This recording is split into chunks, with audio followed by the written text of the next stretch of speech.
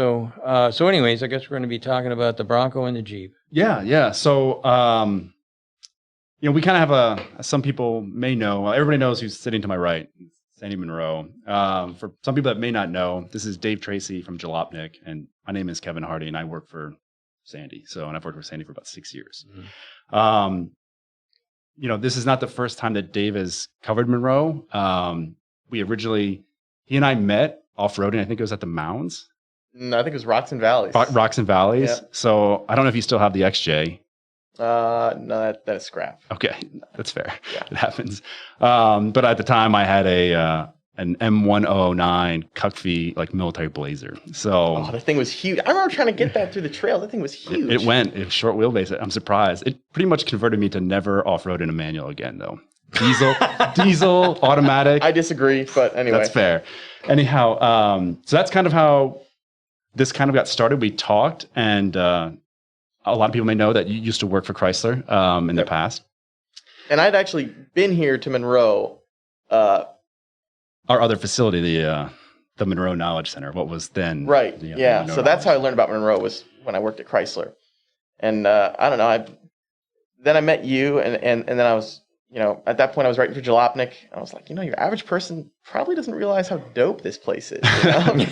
So like the average person doesn't see a car that's torn down into its very, fine constituent pieces. So I was like, all right, we got to do something. And so I wrote that story. It must have been in like 2015, maybe 2016. Yeah, probably. And the response was mega. Yeah. So that's kind of where things started, and you've come back, and actually you brought Jalopnik. I think Jason was here. Eric, I'm trying to think the last time. That was the last time you guys were here where I was present.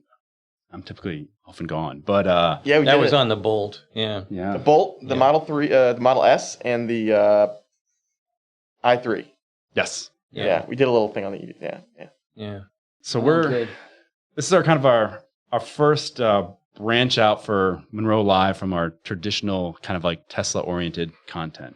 So a lot of people have wanted us to continue to do things. They've expressed interest in other vehicles, like white appliance teardowns, tools, things of that nature. Appliance teardowns. Yes. We do that. We do that. Yeah, but people are I would expect companies to request an appliance teardown. But some random dude in like Oregon saying, hey, can you tear down a rice cooker for me? Like, really? Yeah, straight up. So what's funny about it is realistically, like, I saw that. I'm like, and we talked about it. We were thinking about actually doing like an off-road, like overlanding fridge. Because like, well, we do a lot of appliance stuff. Let's keep it tied to vehicles. Mm-hmm. And people are like, listen, regardless of whether you buy or rent, everybody deals with a dryer. I'm like, that's fair. Like, even if you don't want a car, every person deals with an appliance in some way, shape, or form. So it's but there's good things to get from it. I mean, we tore apart. It's actually a washing machine that's now made in China, but originally it came from New Zealand. A lot of really innovative stuff comes out of New Zealand and Australia we never hear about. Really? But anyway, we took the motor, because the motor got rid of the diff, like there was a differential in it. Got rid of the reducer. There was a differential in a dryer? No, washing machine. In a washing machine. In a washing machine. Yeah, because you're going from one direction to another, and you have to have something that's going to change the angle, so you can call it whatever you want. Oh, okay. But anyways, I went to China and I went to the appliance show, and I'm looking, and they've got this demonstrator, and they show this motor sitting there, and then they move it, and the laminate plate is one plate. It's like a great big giant slinky, and then they put it back together again.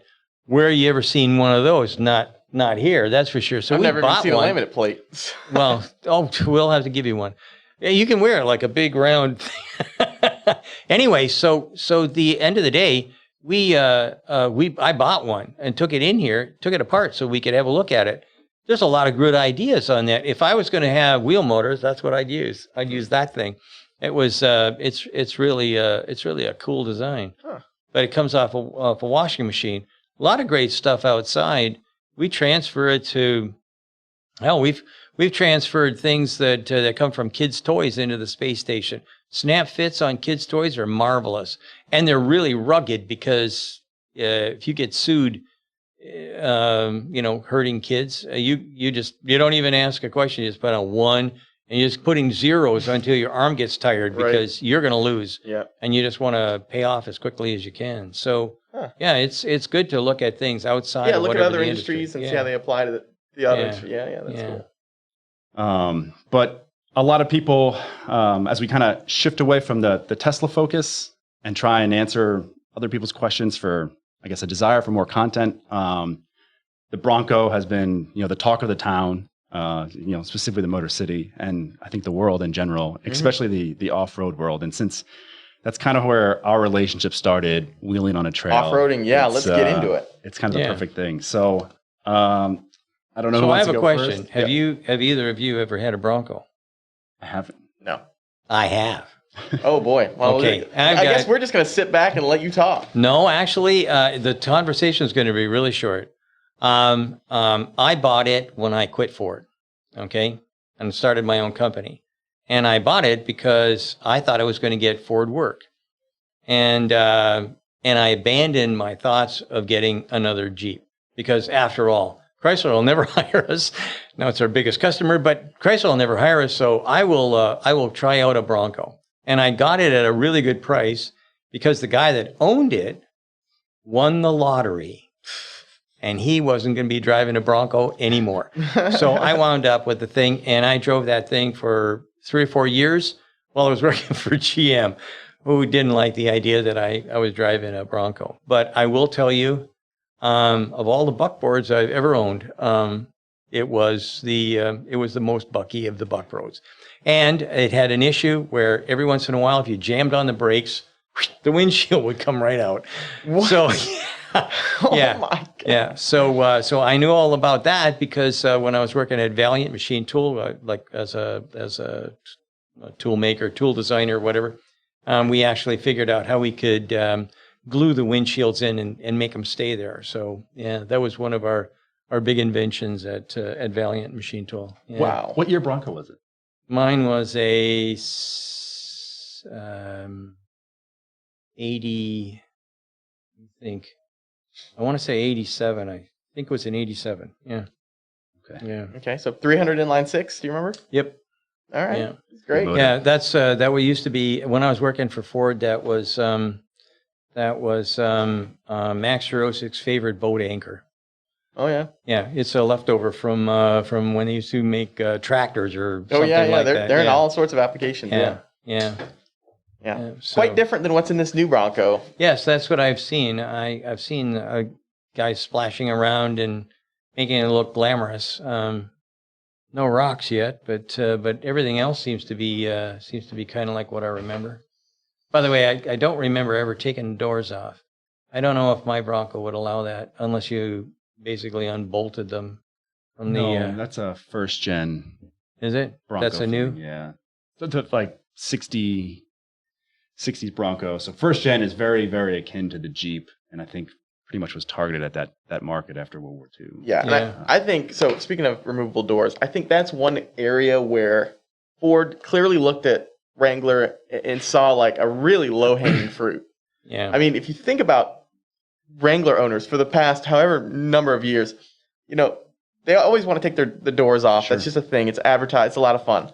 But if you're out and about and you want to take your doors off, you have to basically chain them to a tree and then Right. go off and then come back and get them. if you're lucky. Which is right. If you're lucky, which is I mean, come on, it's pretty idiotic.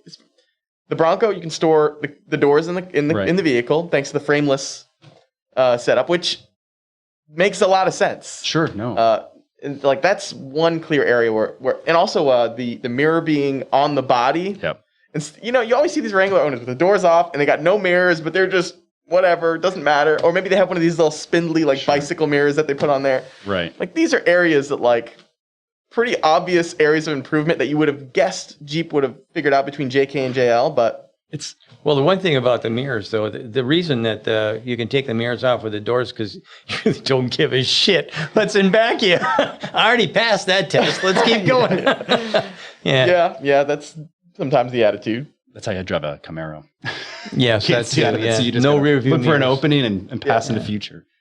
So it's not like so we have people have kind of come and go from Monroe and at Chrysler a few times. So like one of our employees, Paul, like he's worked on TJ. He's worked on everything. Yeah. And he's like, we've talked about this, many, many times, and just their management at the time just wasn't interested. And I think now that's going to definitely change. There's finally like a true competitor from at least like the open air adventure vehicle perspective with the Bronco. And it's probably realistically the true the most pure competitor that they've had in the last. Yeah, and factory 35s. Okay, so when I got to Chrysler in 2013 after college, just as I entered the company, the JL program started, which was like perfect timing because that's all I wanted to work on. And I remember whispers in the hallways of, "Oh, they're going to be factory 33s." I'm like, "There's no way." Factory 33s, there's no way. And they're like, "Oh yeah, it's gonna happen. You get the higher flares." And from the factory, it launches, sure enough. 33s from the factory. I'm like, "Oh my God, how is this even possible?" And now they look downright small. I mean, 35s on the Bronco. Yeah. And it's available on any trim level. Okay, so this is what I was thinking about. Surely there are a ton of limitations when you're trying to figure out how to when you're trying to figure out how to offer 35s stock. Like, there are tons of limitations, right? What are they? Like, let's talk about fuel economy's got to be one of them. Yep. Maybe crash is one of them. Like, there's got to be some significant reasons why it's, 33 was such a big deal for JL. They would offer 40s if they could, right? Sure. I mean, handling, fuel economy, there's a lot of crash is most certainly a consideration. Crash rollover. I mean, at the end of the day, I don't think that the average Jeep owner even gives a damn. If he can get bigger tires on it, he's going to go for it. If I want to put a couple of inch lifts, I do it tomorrow. But I've got this wife who doesn't like the center of gravity being a little too high or whatever. But it's a cool factor thing, right? It is. It makes the look. I mean, that's what you really want is the look. And that's what's nice about this. This looks like it's off-road. This screams it. It doesn't just say it. It screams it, especially with the doors off. I don't know why, but it makes the tires look even bigger when the doors are off. So, well, I mean, have you seen the prototype that's also running around? The 2-door with a 2-inch factory lift with 37s? Oh my God. What? Yeah. Wait. Really? Yeah. This is a thing. There's going to be a factory lift? Apparently. I don't know if it's like confirmed. Because once you're at 37s, you pretty like. Oh my gosh. Look at that. So that's, I forget where this was on display in Michigan. Oh. So off to the right is like a launch edition 4-door Bronco, but this is the 2-door with their half-door, prototype. I do wonder if those are stuffed. I think under there and like under full flex. Are you gonna? You're gonna tear those flares off. There isn't enough. At least that what it looks like from here. But a 2-inch lift in 37, you don't really need to go much bigger than 37s. No, honestly, I agree. I have 35s in my truck, and they're a comfortable size. And but the crash worthiness thing is always interesting. And we did the F-150 has like SORB tusks. So in front of the axle, there's a big tusk that is integrated with the front body mount, and then rear of the front axle integrated with the hinge pillar mount. There's another tusk. The Raptor doesn't have these for a series of reasons, probably. Packaging, I think, for the wheels, one. 2, SORB is dictated by your outermost, I believe it's the outermost fender protrusion. So however wide your fender is, 25% in is where they'll essentially crash it. Right. And the Raptor is extremely wide. So it pushes that whole threshold out. So I don't know if it's an active consideration that it's a low volume, limited run vehicle, if you will. They'll essentially build a Raptor for everybody. But it shifts everything about crash, completely in the opposite direction. Or with the larger tire size, they might get some positive characteristics where they're not as concerned about it as it hits the barrier or something like that. But what's one of the things, I know you posted a lot of the images of the chassis. Yep. I mean, it has the chassis images from Ford show, 35s. And you can see here, Sandy, like right there is the SORB Tusk. That's the front one. Yeah. And Small overlap ORB. Right, yeah, yeah. What's it, RB? So small up rigid barrier. Rigid barrier. Okay. So, let's look at some. Let's look at some Bronco tech here.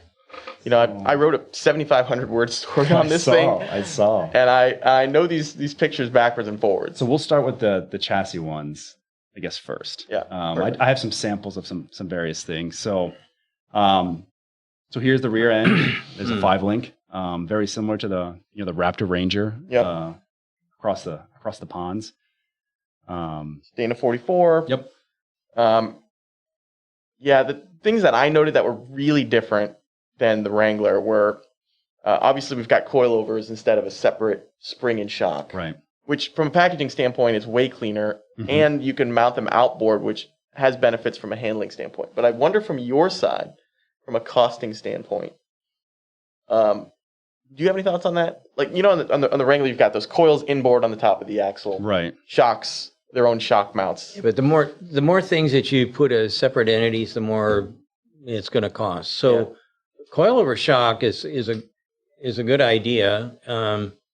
I never even thought about doing it on a Jeep, but if you got the room, I'd rather do that. It makes things a lot easier, and I think ultimately it makes it less expensive.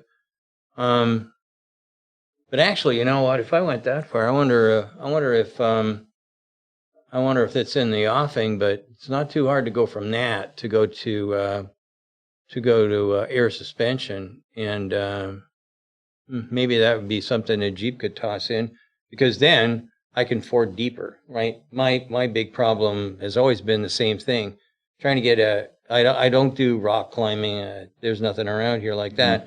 But going into a stream, it'd be great if I could go up another 2 inches. Sure. If I had a air suspension system.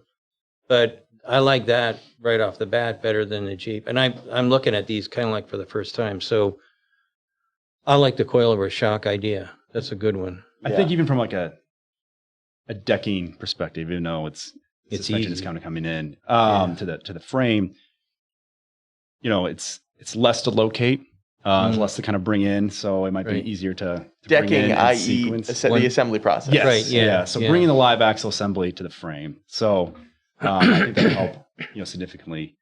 Let's see, what else can we see here? Tow hooks integrated to the frame too. So, loops instead of hooks. Yeah. Hooks, Jeep does hooks. Yeah.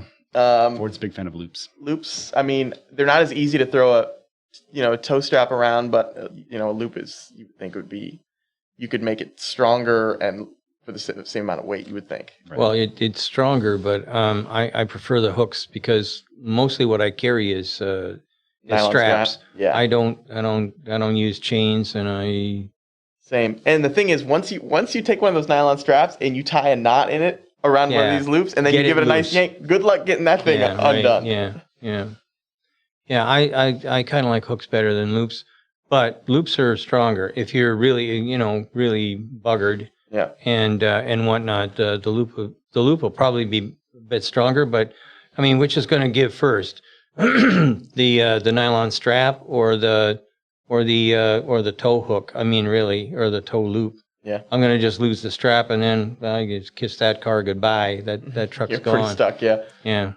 A lot of guys with loops use D-rings, and they'll use the D-ring strap. Right. Yeah, but then what's the weakest link? It's the D-ring. So I don't know. I don't. That's a debate. Go on and on. Okay, so there's your your Tusk there, right? Yeah, that's what I call it. Yeah, the frame Tusk. Yeah, just to get you some structure outboard, right? Yep, it gauges the rail as it comes in. So essentially, what makes SORB so dangerous is it bypasses all your primary load paths. So right, yeah. So independent front suspension, we have to talk about that. We'd kind of be dumb if we didn't, because that's the big difference between Wrangler and Bronco. And I think, I've said this before, I think going independent on this vehicle kind of makes sense in some ways, because if you go with a solid front axle, you can really not surpass the Wrangler in many ways. You know, you might out articulated a bit here and there. But in many ways, solid axle is a solid axle in many ways. But if you go IFS like they did here, which is obviously pretty traditional suspension setup for most vehicles, in this class, like going with independent suspension means that the Bronco can offer all this open air freedom and all that the Wrangler has, but also give you a lot of benefits in other areas. Comfort mostly, but also like high speed sort of desert running, that kind of thing. So like, I think it makes sense for them to have done it. It's also clearly cheaper for them to use a common, sort of suspension chassis design among different vehicles, Ranger. Well, so no, I think that personally, the only reason that I would want to go with the front suspension system that Jeep's got is if I climbed over rocks, and I've never done it ever. I mean, I have no desire to. There's nothing around here like that. That would be having an independent front suspension for me. That would be a sales pitch. I would consider that because, again, it doesn't ride real well, especially if you're going fast. And mostly what I'm doing is what we do around here: mud, rivers or creeks or ponds, whatever, and sand, maybe things like that. I'm never going to be climbing Mount Everest or even the Rocky Mountains. I just never drive that far. I'm a solid axle diehard for a number of reasons. One, I don't really ascribe to the idea that solid axle really only helps you when you're rock crawling. It helps you anytime you've got uneven surfaces, which is pretty much what off-roading is in many scenarios, whether you're, going over tree trunks in the woods or if you're in Moab climbing rocks. Any scenario where you've got a really uneven surface, you're going to have a lot of benefit of a solid axle being able to keep all your tires on the ground. That's one. Second, to lift this vehicle, I've spoken with Ford's chief engineer and their engineering manager. And we talked about it. It's just a lot more difficult to lift an independent suspension vehicle. You're limited. One of the limitations, of course, is the CV axle angles. That CV joint, at a certain point, if you bend it, you lose a lot of strength. So that's two things: articulation, liftability. Durability is another one. I mean, if you look at this, you've got an axle shaft exposed, you've got rubber boots, you've got control arms that are kind of relatively spindly. I mean, it looks kind of small. Even the tie rod from the steering rack looks a little tiny. I mean, look at that little thing. Compare that to a Wrangler front end. You've got a giant axle tube. You've got these big old drag links and tie rods. Like, it's beefy. Right. So that's the three reasons why I like solid axles. But also, I also think that the fourth one is sort of more of a reason why I think Jeep should continue with the solid axle. Even after this, there's going to be a ton of temptation to go IFS after this Bronco. Ton of it, I bet. All the car reviewers are going to say, oh, it rides so much better than the Wrangler and all that stuff. But I think that even though like 0.01% of Jeep owners are really going to take advantage of that solid axle, it's that tiny percentage of Jeep owners who lift their vehicle, put 40s on it or bigger, take it to the Rubicon Trail, and take all these pictures and upload them to social media. Right. It's that tiny percentage who set this tone. They create this image that the rest of the people buy into. So even though very few people are actually doing this hardcore stuff with these giant tires, it's the people who help create that image that everybody else wants to be part of. But, really and truly, there's no reason why they can't offer both. Jeep's production runs are huge. You could have both. There's no reason why you couldn't have both of them. I don't see. I know the assembly line might need a couple extra stations or something, but apart from that, really, a rally-focused Wrangler, I'd be on board for that. Yeah, and then what you could basically do, if it was me, I would skip the that intermediate stage, and I'd go to air shocks. And again, you're talking about keeping the tires on the ground. That's the only way that I know that you can make that happen with independent suspension. So if I have air shocks, which will pick me up in 2 inches, I can get that right now. I would be worried about air suspension from a durability standpoint, honestly, especially if we're talking like high-speed stuff. Like, I don't know how high speed. My tires are only good for 80 miles. Well, not the ones I got on now, but they're only good for 80 miles an hour. And after that, like my off-road tires, after that, they don't recommend them. And it's the only time I've ever had a blowout. My wife and I, Christmas Eve, we're driving down 75. And for the first time in my whole life, I had a blowout. The tire blew out. I couldn't believe it. I get to the side of the road. I thought somebody had shot us. I heard the big bang, and when I pull over, I mean, so that's kind of like if you've got off-road tires, they're not supposed to go fast anyways. And I think, like I say, I think that they should have two versions, Jeep, because I don't know if we mentioned it, but I have a Rubicon. You drive all kinds of different Jeeps. I don't know. Some of them are from World War II or something, right? Or something. Well, I just sold my 48, so the oldest one I have is 79 at this point. Well, anyways, at the end of the day, we've all had off-road vehicles, and to me, I think that there should be two versions, solid axle, but I wouldn't go that way. I'd go with the air suspension. So if I need it up, I got it up. If I wanted to, the only thing I've ever seen that came out of France on a Citroen was the ability to have the car kneel and rise. I like that idea. That's the only thing I've ever seen. But at the end of the day, this thing with an air suspension system, I think would be cool as hell. And I think we'd get more picked. I think they'd get more. I think it would work here. I think it would work here but I don't know that I'd want like the Sasquatch, like the off-road package with an air suspension. But I could see like for that person, when you buy the other system, you buy the traditional system, the solid axle system, and for the rest of us that run in mud or something like that, I think the air suspension system would work great. It'd be curious. I mean, so I have a buddy who has a WK Trailhawk. And he off-roads the piss out of it. Right, so he's got like, a Quadralift air suspension. So it's been pretty reliable so far. I bring it up. Is that Furlan? No, he's a guy in my unit. Oh. And I bring it up in meetings, like when we have stuff at Chrysler and people talk about like the off-road ability of the WK and what the customers actually use. I feel obligated to bring it up, especially on their future programs. I'm like, I got a buddy that literally wheels the piss out of this thing. It's been on tank trails and all this other stuff. So there are some who use it. He hasn't had any issues so far. He went through a transfer case with it. That's not an issue? Well, with the air ride. Well, if he's going through transfer cases, he's clearly beaten on this thing. He got a new Jeep. He just got a Gladiator. So over this whole COVID thing, I got like 5 people to buy vehicles. 3 of them were Jeeps. And they were all Rubicon. So a 2-liter JL, that was like an old Commander. And then one of the other officers. A Commander? Yeah. So he was looking at. I think, and this is a hot take, the Commander's cool now.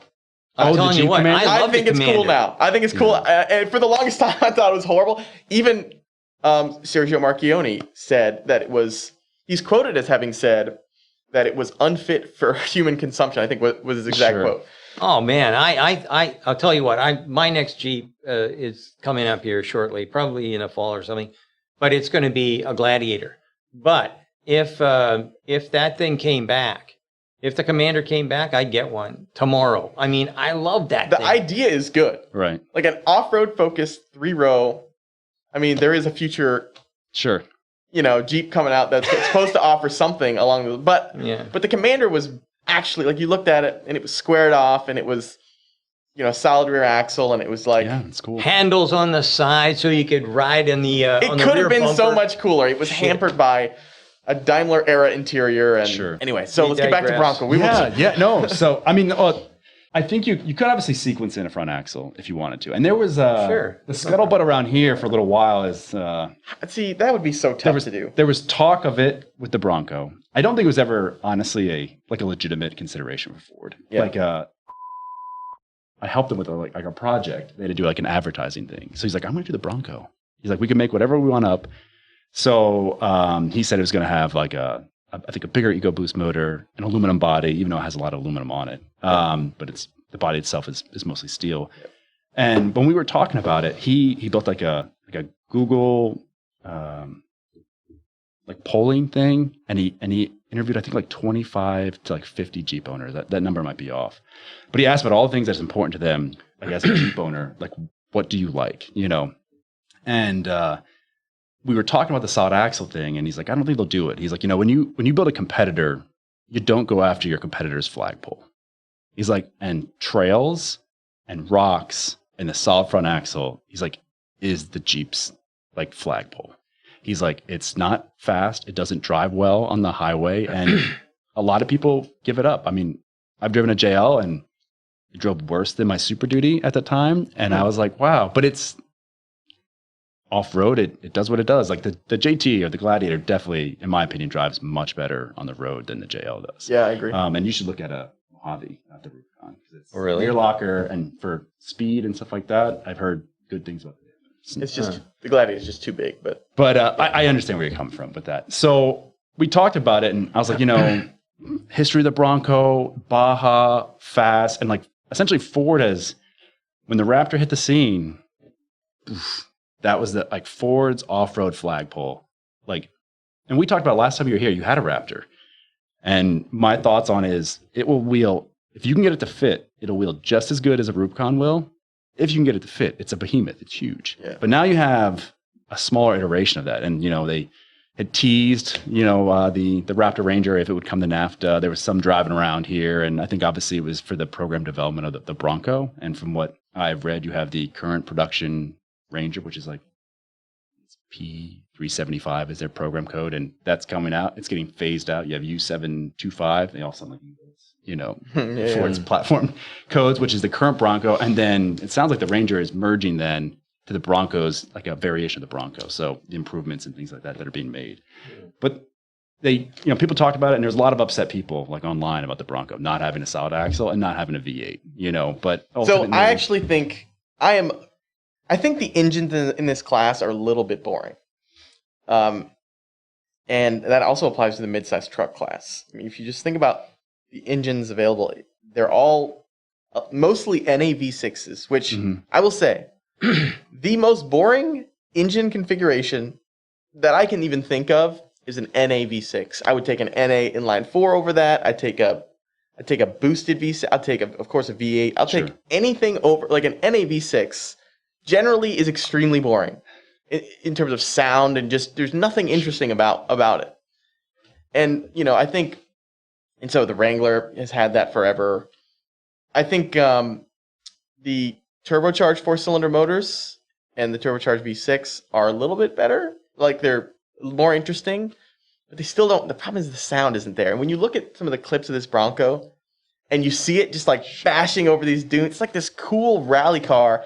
And you know that you're in there and you're not hearing the right soundtrack. Sure. It just kind of, it needs a V8. It just does. I'm telling you flat out.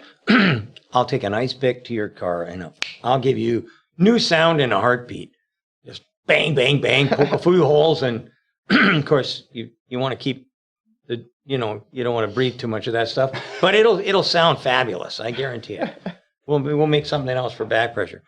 So, but I can see, I just, and from like a cost perspective, they already have their capital investment. I get it. I get it. It makes sense. And I think it was the right decision. People are upset about it, but you know, not that many people actually care, but I just think it would be cool. It would just be cool. So, let's see here. These are just mostly more. And one thing I do think about independent suspension is, while it does look kind of weak, you know, the tie rod end, some of that stuff is a little at least tucked up in there. While exposed, it's at least no, it's tucked up in there.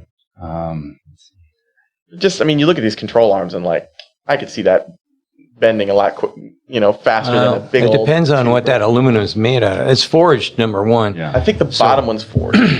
Well, the top one right there, I think. Yeah. Oh, well, forged. Okay. Well, you're the expert. I can't look at it and say if it's forged. Well, basically, I can tell from that little line that goes around the outside edge. It was cast. It wouldn't look quite like that. That's where the two rams come together, and you're going to get a pointy, rough surface, and that's kind of like what I'm looking at. Okay, all right. I think they're forged. Fair enough. You know, that's one of the things that people should do. There's enough people I know the difference between casting and forgings, and yet they never really put out the information that people want to see. I wonder, in the old days, if you bought a wrench, it would say, Sure, forged. chromium forged or something like that. Why don't they do that on the A-arms and stuff like that? They did, and it's in my article. And I cannot remember exactly which one. Bronco? What exactly they said? Yeah, but they mentioned a forged. No, I mean it should be right on the. Oh, actually, right on the part. Yeah. No, I mean, I Make guess it easier for us.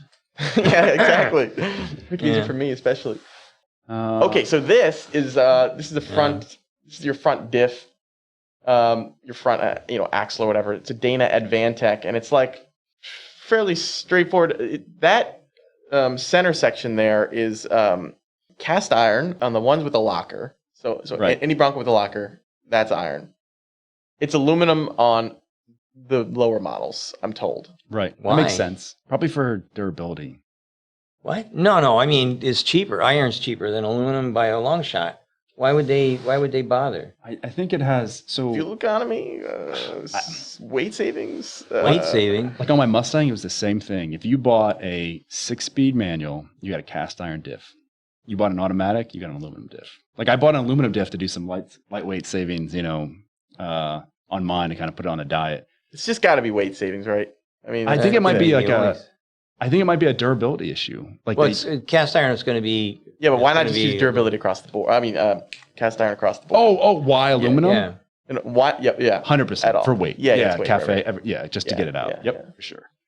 And who knows what it's great, but everyone says they're going to order the Sasquatch package Bronco with this and base lip. People are We'll gonna see. get the base. We'll see model. what the actual take rate of it is. That little extension off the housing there that Mhm. looks like aluminum, whatever it is. I think that's there so you can use a common axle shaft, I would assume. Yes, typically. Um, And then Packaging reasons probably would, so you don't have No, a giant. finance is just be free. It's cheaper. on other vehicles, that's generally what the axle disconnect is. On Ford uses a hub, like a vacuum hub setup, so they push all that stuff outwards. Oh. Some people don't like it, but it is very lightweight as far as axle disconnects are concerned. Rear axle. So this is pretty, I don't know, So conventional. prop shafts. Yeah, the mount. I noted the mounts. The mounts are very different than JK on that rear axle. The track bar mount, like the JL, the Wrangler's track bar mounts like way above the center line of its Yes. axle. There's like this little mountain on the bracket, like little sort of mountain bracket that the track bar goes from the frame to the top of this little mountain. Right. And on Bronco, it's right there on the center line of the axle. So usually you try and keep away from anything that could get a rock stuck underneath it or mud gathering on it. I thought the track bar design on the Jeep is a good idea because it's up high, out of the way. And I think this is that flagpole question.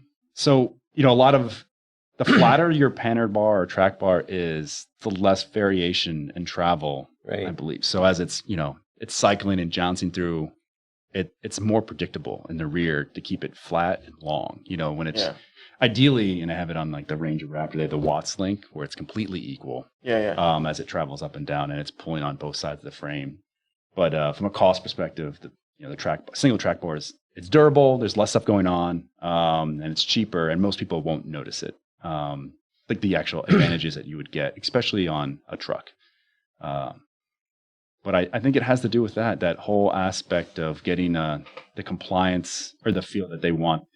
Going fast. It's now their niche is going fast off road. Yeah, I don't really see, and even the control arms are sort of mounted in different locations than JL. So, it's a Dana 44 5-link, but like executed in a very different way. You've got coilover shocks that are way outboard instead of having, coils inboard and shocks outboard. You've got control arm mounting locations that are very different. You've got a track bar that mounts in a very, it's actually on the opposite side of the frame / axle, and it mounts to the axle in a totally different way. So I assume some of it has to do with like just having different functional objectives. And some of it just sort of seems like maybe, I don't know, it looks cleaner on the Ford. I mean, just overall, it looks. There are some things that I think I wouldn't be surprised if Jeep adopted a couple of things here. I'm sure that this is going to be the first thing that we look at when the doors open. Yeah. So, I mean, I've liked Fords my entire life. I've had a 68 fastback. I had a 90, hatchback Mustang, an 89 notchback, 2004 Mach 1, 2015 GT. So I've had a lot. My first vehicle was like an 89 Ranger. So I had a lot of Fords. So I liked them before getting into the automotive realm. And I benchmarked a lot of Fords, for their competitors. And they do interesting things. I mean, in some ways, I think there is a reason why they are, at least in trucks, like just a dominating force. A lot of people look at what they're doing and how they're putting things together. Like I remember when Elon Musk, they were talking about the tent with the Model 3s and they shot a jab at Ford, and Ford shot back like in a Twitter war saying like, let us know when you want to do any serious volume, because they pretty much put like an F-150 every like 40 seconds. Here's the thing. I'm not sure I'd get into any sort of Twitter wars or anything with Tesla, because you're going to lose. Just wait a couple. Not even. I'm not even talking about the fanboys. I'm just saying that like they're going to probably prove you wrong in a couple of years, and then they'll look at your tweet. You just look like an idiot. Yeah, it didn't age well. Yeah. By the way, we've been talking about Ford, the Jeep and the Bronco, but there's an elephant in the room.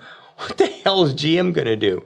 Really and truly. I mean, they might as well kiss their ass goodbye after looking at the Ram and the F-150, the older one, and not even the newer one, and the Silverado. Oh my God! I probably didn't see it, but we did a wrap up, and that Ram is like a jewel inside. It was just fabulous, and it drove like whoever put that together was a genius. The thing was fabulous. Yeah, I've driven the new Ram. And so it was like, here's the Ram in the Ford. The GM interior is behind bad. it. Oh, the interior and the outs. The suspension system is to die for. And then, what's that? You got to either you put your binoculars on backwards, and you can, kids they look at it and they see something really small a long ways away. They don't have their binoculars on the right way. GM, holy mackerel! That Silverado was such a disappointment. Oh my God. Yeah. Well, I don't know.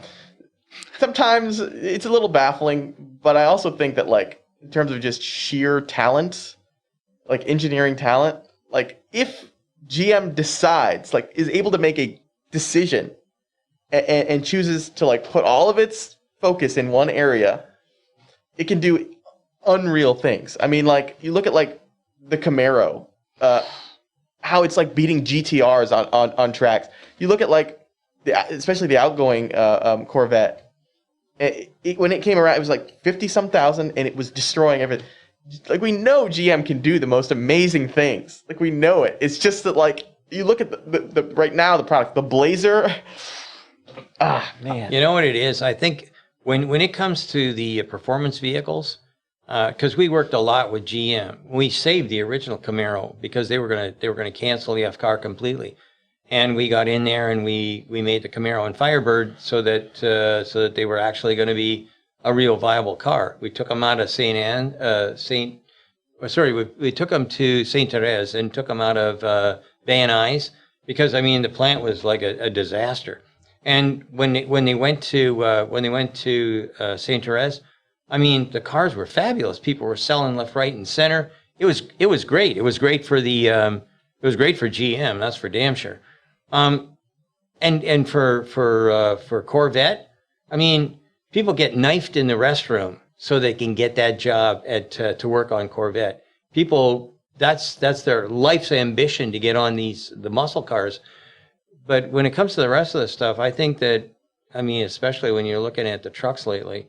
Wowzers, who's in? There's nobody. No, but there are people who are totally passionate about trucks, especially Chevy truck. I'll say probably the most attractive pickup truck of like the modern era, I think is like the 2016-ish Chevy Chevy Silverado. It's the one like just before they went with the LED strip.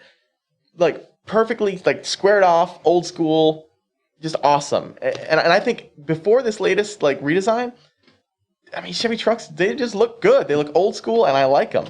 I mean, they are. Yeah, I know, but what happened now? I mean, now is what we got to look at. I know. I can't. I don't want to buy a 2016 pickup truck. There's no telling what'll happen.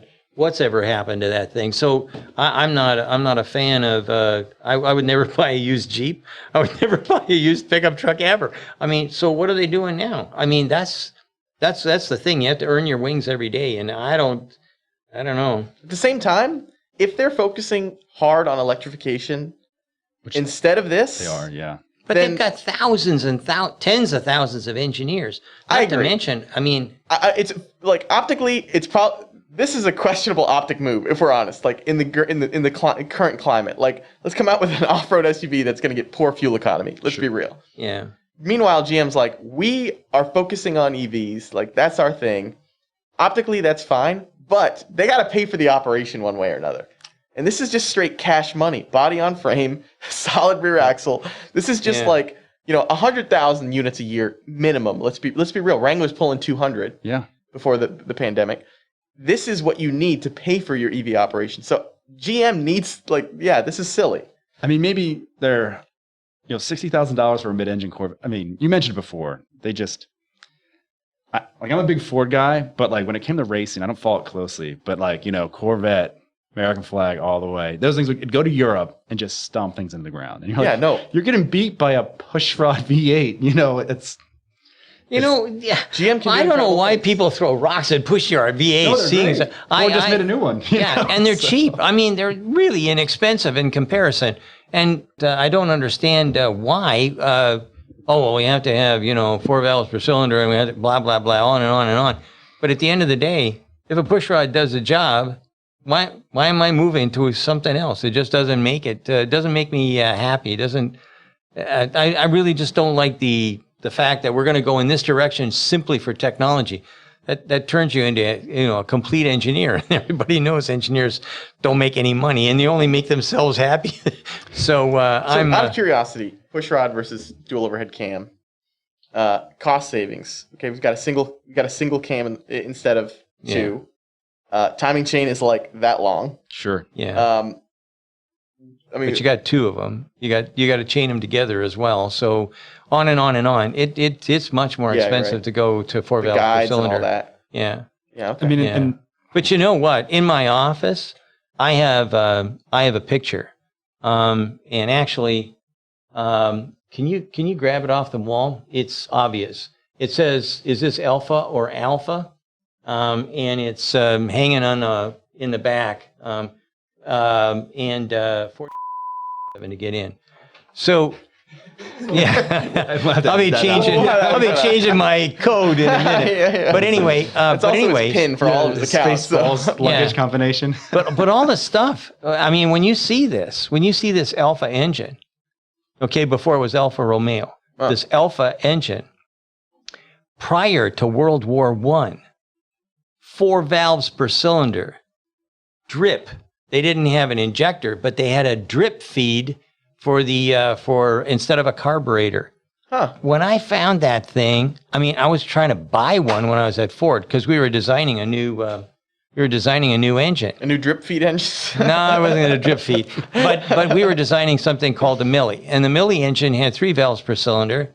It had no cylinder head. It was a monoblock, and I wanted to find out everything I could about everything else. So Ford has this unreal, well, it's gone now. They scrapped it or something, but they had this unreal library, and you could go back to like the first Mercedes and find books on it.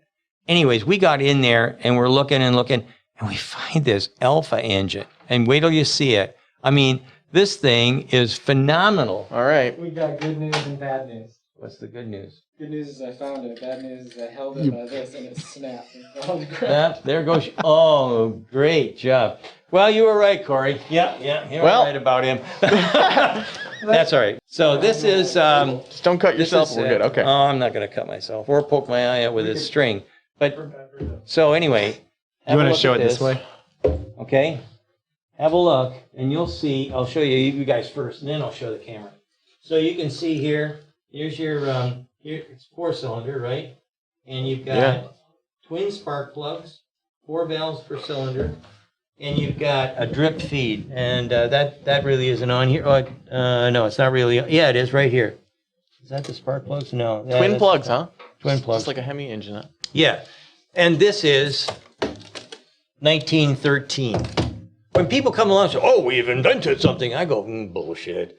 There's a lot of bullshit going on. So anyway, here's for the TV camera. Wow. Which one? This one? Down, up.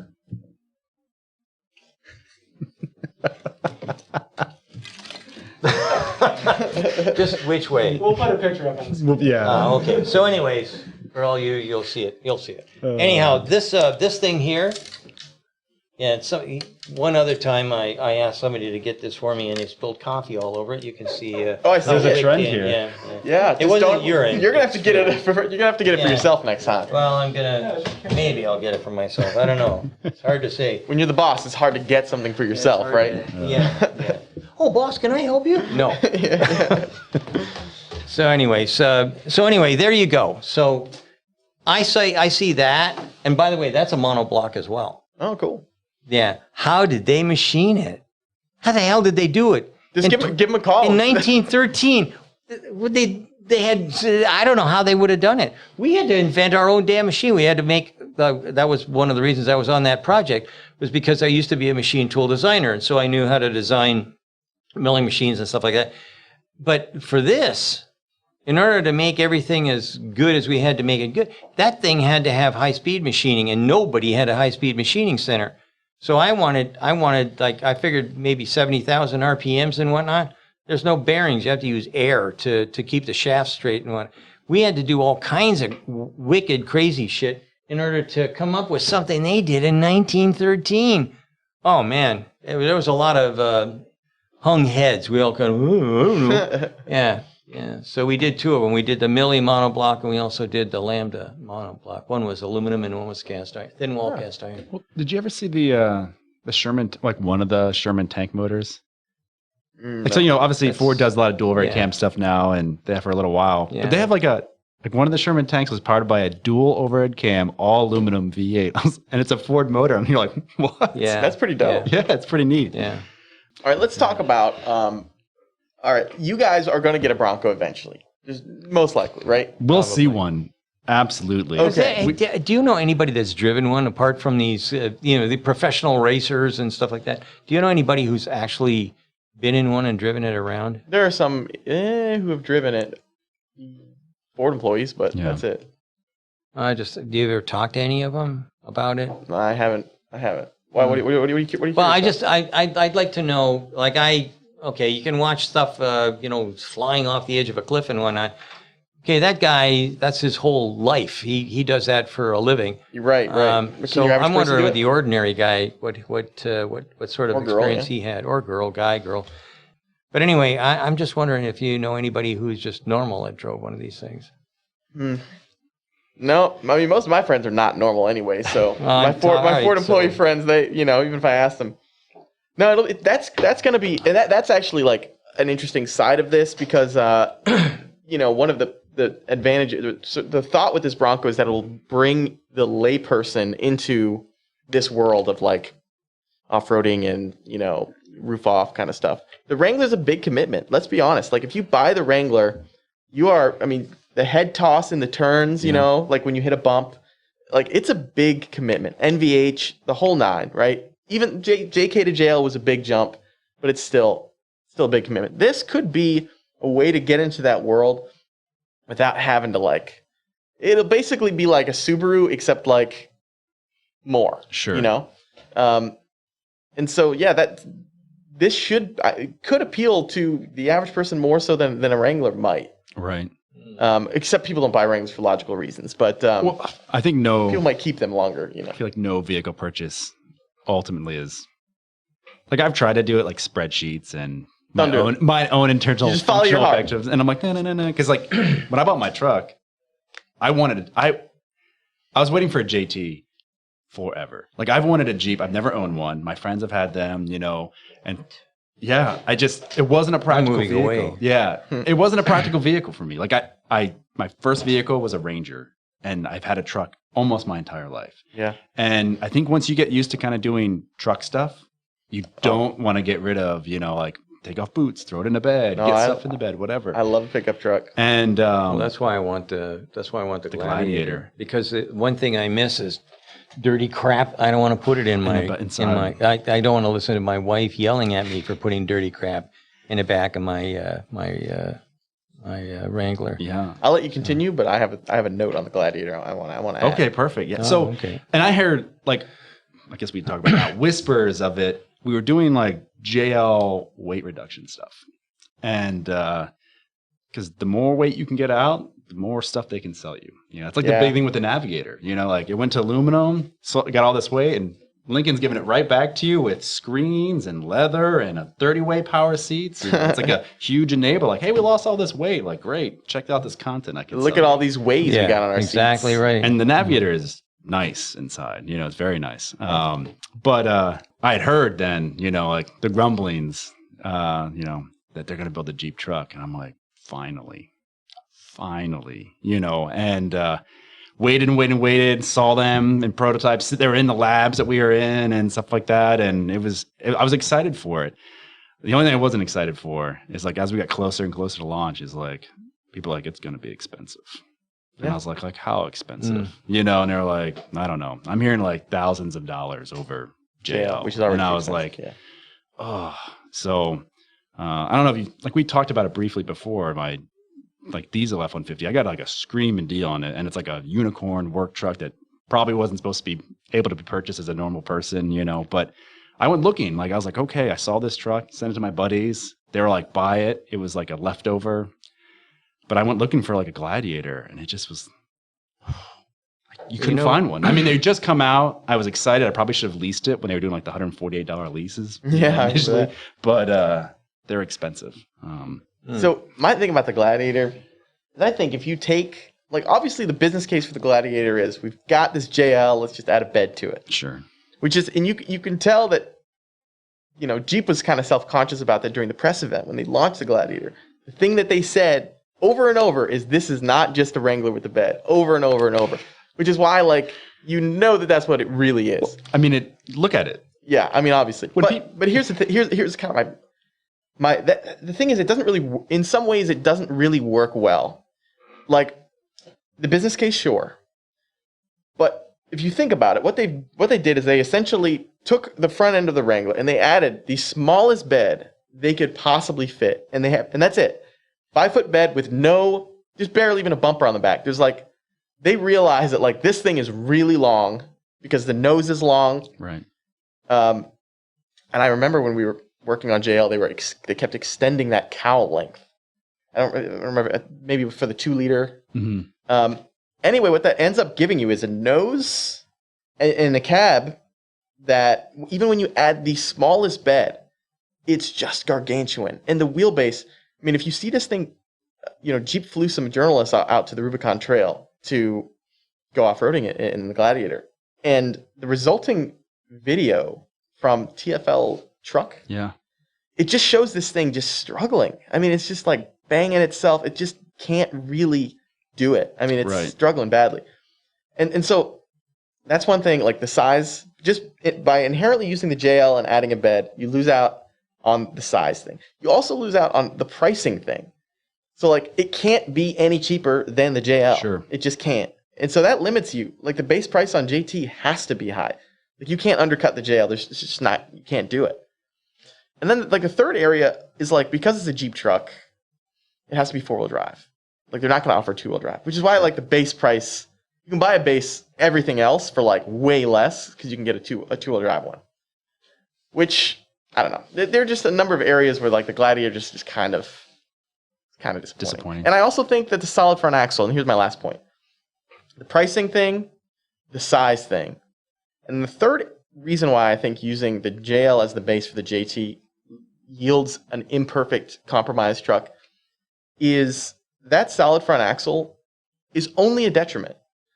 On a vehicle like a Wrangler where it's smaller, right, the added articulation has a clear benefit. But in the hierarchy of off-road enablers, the most important thing is geometry. Articulation comes later down the list, but number one is geometry. If you don't have geometry, don't waste your time on this other stuff. You got to get short overhangs, a small belly. If you have a belly that big, then I don't care if you give me tons of flex in my front axle. I would rather have, if I'm going to have a vehicle with that kind of geometric limitation, just give me the IFS. Give me the better ride. Sure. So it's just you make a ride compromise for something you're not going to get much benefit out of, I don't think. Though you can lift it. That liftability is definitely a benefit. They almost need 35s, from the factory. Oh, 100, what do you mean almost? They do. When you see the sports, I like the sports because they're cool. I love things that have steel wheels. But my buddy bought one. I'm like, just get 35s, Talk to the guy down the street that's just bought new Raptor tires. I'm like. They look best, in my opinion, on 37s. Yes. They look best on 37s. 35s they literally should come from the factory. 100%. 35s. That much truck with that little tire? Just proportionally. No, it doesn't work. Well, not only that, if you are going over rocks, I've never been to the Rubicon Trail, but if you are going to go over rocks and stuff like that, and you got a long wheelbase, and you're too close to the ground, you're going to belly out every time. Of course, that would help there too. Yeah. So I got a question. I heard that the Gladiator isn't selling. That was I don't know. Their sales didn't come up to where they thought they were going to be. There was a lot of hype, and then it came out, and then you know what? All the reviews have been positive. Even my own review was positive, and I have to admit that when I was driving this vehicle, I'm like, man, this is a clearly compromised vehicle, but God, I love driving this. Doors off, roof off. Manual trans, which is not the best manual, but it's manual. It's not that bad. And I'm just this is just cool. And that's I realized that it is not going to, its handling is not good, but it rides fine. It's got a huge wheelbase, which to its off-road detriment, but it rides well, and it's a lot of fun. It's got soul. It's got character. It's a cool truck. Yeah. I think you'll like it, Sandy. Well, we'll have to try and see what happens. But you keep on that manual transmission, and I will tell you that my original Jeeps and even my Bronco was all manual. And then I went to work for BMW, and they owned Land Rover. Right. And when I was working for them, we were there for 5 years working. We did the Range Rover, or the Land Rover, the Disco and the Range Rover, and we also we worked on some of the other things, but we primarily focused our attentions on the Mini. So we helped them redesign the Mini so that that's the only thing they kept. But I will tell you, when I was there, because I was kind of into off-roading and whatnot, they offered me the chance to take the Camel Trophy driving course. Oh, yeah. And I took it twice. And I took it in an automatic transmission. And the reason that I did was because all the drivers said, you'll never survive with a manual shift, never. And then I said I couldn't figure it out until they took me up, I don't know, some mountain or something. They made their own little hills and whatnot. And you went up a really, really steep incline. And I'm not going to say what I think, but it was really, really steeper than I'd ski, that's for sure. Mm. And I went up that thing, and they cleverly put cement blocks so that you're walking up the side of this thing on these damn cement blocks, and it's just offset enough so that the front wheel is going down and the rear wheel on the same side is going up. And I'm telling you what, you want to talk about taxing your suspension, right? No, I'm not taxing my insides. Oh, okay. I thought I was going to shit my pants going up this thing. We get close to the top, and meanwhile, the guy. An occasional pants shit is not bad for the soul. Well, I don't know, but not when you had somebody sitting next to you, and he's sitting there reading a book, and I'm dying, and he says, "Oh, by the way, lad, when you get to the top, it's a very, very, very small patch. So as soon as you get your front wheels over, you'll feel the belly start to rub on the dirt. That would be your key indicator to start thinking about stopping." When I got to the top of this thing, it's mounted up on four sides like a pyramid. and I'm looking out the windshield, and I can't see shit. And I look out the door, and I can see down there. There's dirt down there, but I can't see anything here. And I look over there, it's made just enough, because they had this other thing. You had to back up over the top of a pound note, and your tire had to cover it up. That way they knew, well, I guess he knows where the wheels are. That was, but this, holy moly, standing there looking around going, how do we go down? And I said that, how are we going down? She said, oh, well, we'll be going down in reverse. Oh. That is when you know that, and by the way, oh, yes, put it in reverse. We'll be going down that way. Try that. Try that in a manual. Holy doodle. And I'm telling you what, I was literally, because you don't touch the accelerator, I was literally on the back seat with my hand like this, looking out the rearview mirror, trying to hope that I was going to see dirt on the other side, and you can't. And he says, it would have been much easier if you would have opened the tailgate. We check to see if people will think ahead. Old man, something's going to fall underneath this truck. But I'm telling you, that... I like your accent there. It was good. Oh, yeah. Oh, brother. Anyways, the thing is, though, I mean, if you're really doing the serious stuff that they do for that camel run across South America, you pretty much have to have an automatic transmission. You haven't got time to do anything. You're kind of like dying. Right. Are any of the King of Hammers trucks manual? Probably not. So I get it. A lot of people prefer automatics for hardcore off-roading. I think even if you're doing rock crawling, if you have good enough gearing that allows you to keep your engine running at extremely low speeds, then it's fine. Like if you're crawling at like a quarter of a mile an hour, it's basically an automatic at that point. I mean, that's the only gear you need. You're not going to stall it because you can go really slowly, and if you give it any gas as you go over rocks, it's fine. It's all about gearing and low end torque, and if you have that, you can make a manual work really well. If you don't, you got to rev it to the sky. It's not going to go well. Like I took my 1948 Willys through Moab, and the advantage with it's got a reasonably torquey motor, 120 foot-pounds, which doesn't sound like a lot, but and it's got 538 axle ratios, and like a roughly 2-to-1 transfer case. So the crawl ratio was decent, good low end torque. It was really lightweight.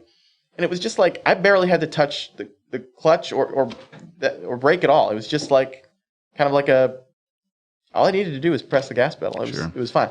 So yeah, gearing is key, but I get it. And speaking of gearing, the Bronco's gearing, crawl ratios. Oh my gosh. Oh my Lord. So what is it? 410, 470 at the Sasquatch package? 470. Yes. And then with a 10-speed? Yeah, I think, well, it's all in my article, but it was like, I think it was over 90-to-1 crawl ratio on the automatic Sasquatch. Yes. This would be the same as having the Mars rover. You could have a race with a Mars rover if you're in low. Holy mackerel. Yeah, it's the crawl ratio is absurd. Let's see if we can pull it up here. There are certain. I don't think the manual crawl ratio was as good as the Wrangler. It's not. I don't believe. Let's see here. Let's see if we can find your. A lot of that, though, if we're honest, is bragging rights. Because at a certain point, when you're over like 50-to-1 crawl ratio, and you're running 33s or 35s, the advantage of going higher, you start to see diminishing returns. I'm not sure how well we'll be able to see your article, but yeah, that looks pretty good on that screen. At least it looks good there. It's kind of a crappy TV. That's an old-fashioned TV as well. Let's see here. Yeah. I mean, I definitely Control F this because we'll be all here all day if you're looking for something, that is. But let's see. Here we go. So the Bronco's got the crawler gear, right? Yeah. The 6 point, what is it? 6.5. Yeah, 6.588 to 1 first gear. The transfer case low range is not as short as the Rubicon. No, very few are. 3.06, but the 4.7 to 1 axle ratios. Oh my gosh, absurd. Anyway, yeah, the crawl ratios in the summary down there. The Bronco's automatic goes from 48 to 68. Okay, so the automatic is roughly the same as the Wrangler. Wrangler is 44 to 77. But let's go to the manual because that's where the Bronco's crawler gear really helps it. 80 to 95 for the manual Bronco, and Wrangler 48 to 84. So there's a range there because of different axle ratios. But if you get the manual Bronco, so I was talking with my coworker. Which one would I rather have, the Wrangler or the Bronco? Which is a question that we're gonna have to ask both of you here. And my answer is honestly, whichever one has the better manual transmission, because I don't like the JLs, and if this thing has an awesome like Mustang GT350 feeling shifter. Well, those are Tremec transmissions. The regular Yes. Mustangs have the Get Reg unit, and a lot of people do not like them. Yeah, but this is the Tremec. I think it's a Get Reg, isn't it? The 7-speed. No, you are right. It's definitely the Getrag. Yeah. No. So I know a lot of people are real excited, but everyone in the Mustang community is like, "We'll wait, hold." Oh man, let's I just hope wait. it's a good manual. That'll sway me. But the fact that you get a crazy crawl ratio is cool. But for me, it's like, which one am I enjoying driving the most? And the manual trans makes a big difference for me. But what about you, Kevin? I don't know. So, I mean, I've been following them closely, and I'm not thrilled aesthetically about the round wheel wells. Like the Broncos never had them, like the first What kind of ones. nitpick is that? I know. Oh my gosh, the round wheel wells. I know. But actually, the styling doesn't really, especially who buys a baby blue anything? It's I Oh, come on. gray. That looks... There's a Jeep color that's the same thing, right? Tank or whatever? I don't know. I personally... No, not tank. There's that gray, Yes. Yeah. Yeah. So, like, I knew they would be round. Everyone knew they were round. They teased it with round. Ford has round wheel wells. Got it. So I wasn't, like, super thrilled, but I knew, like, I had friends at Ford, and they're like, "Do you like a 66 Bronco?" And I'm like, "I do." He's like, "Who doesn't?" I just didn't have money. I'd wheel a first-gen Bronco to die, but they're expensive, So he's like, "It looks like that." Like, and we went to the auto show together. We walked around and we looked at all the stuff. And he's like, it's very retro. We looked at the Toyotas and some of the coloring on the Toyotas. He's like, this is kind of indicative of some of the themes that they're going for. But then it came out and I watched the debut, and I'm like, oh, I want one. Literally, as soon as I saw it, I was like, round wheel wells be damned. But I think I would wait for the Raptor version. And I want to actually talk to you guys about it, because there is, from like an assembly perspective, let's see, what window do I have open here? I think the way the fender is mounted, it looks to be completely the quarter panel. So they're aluminum, and it looks to be completely bolt-on. Bolt-on fender? So quarter panel, rather? Is that what I'm That's what it looks like. here? A bolt-on quarter panel. Yeah.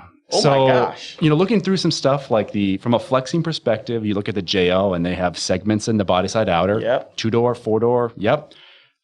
Interesting. And it's not like Ford is opposed to doing that on the old Super Duties. You saw all the segments for their cab variations. Bronco, not so much. Their body side outer is nice and smooth. Let's see if I can bring this up a little bit. Wow. So it looks like it's a one piece. It's very, elegant looking.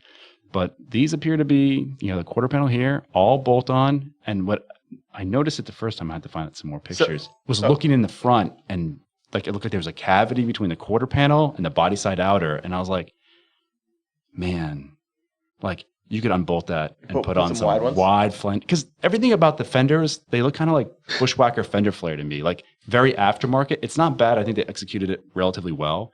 But I was like, it just surprised me. Like, it's a very narrow vehicle, but they're like, no, we want the track width to be this wide. It has to be because the range is this wide, whatever, So from a styling perspective, I think they knocked it out of the park. It looks very retro, but it's very much its own and very well done, in my opinion.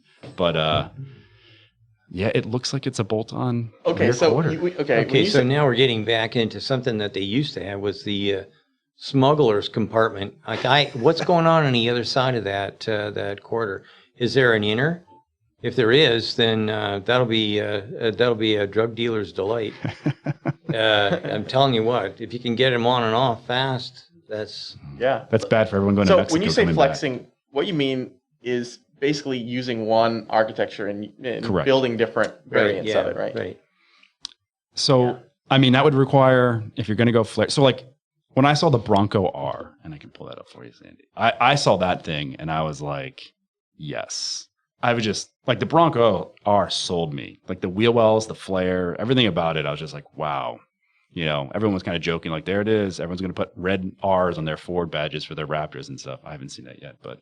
A Raptor version with a wider track, big, sort of flared out quarter panels and fenders. Would give you longer control arms for more articulation. Yes. And there is no competitor for that vehicle. There's not a single one. Zero. Like a really high speed, there's really not a competitor for the Wrangler, for the Raptor truck yet either. Oh. But yeah, so that's kind of like, it's Yeah. I would love a Raptor version with kind of a longer control arms, sort of widened track. But don't they have that? They have that. One of the variants has a wider track, right? It's called the Wild Track is like the most Raptor-esque one, and they're launching it with it. But so I would buy one. Okay, you would buy one. I would. Because I don't see me buying that or the Bronco. For the amount of extra money that I'm going to dish out for the difference between the two, I don't.